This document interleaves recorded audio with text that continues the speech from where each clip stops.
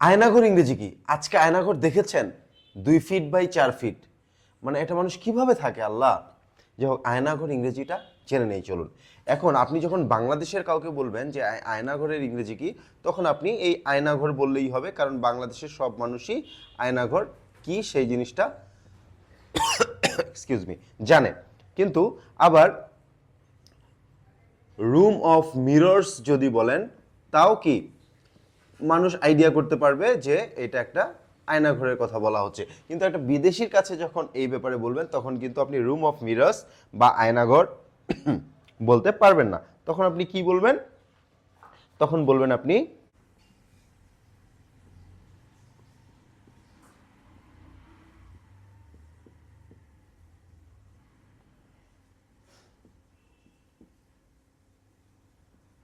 তখন আপনি বলবেন সিক্রেট ডিটেনশন সেন্টার্স।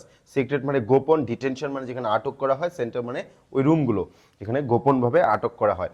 দেখতে পেরেছেন হয়তো আজকে যেটা দিয়ে ইলেকট্রিক শক দেওয়া হয়। তাহলে আপনি কমেন্ট করে জানিয়ে দিন আয়নাঘরে হাজার মানুষ বন্দি ছিল, এটার ইংরেজি কি? আল্লাহ হাফেজ।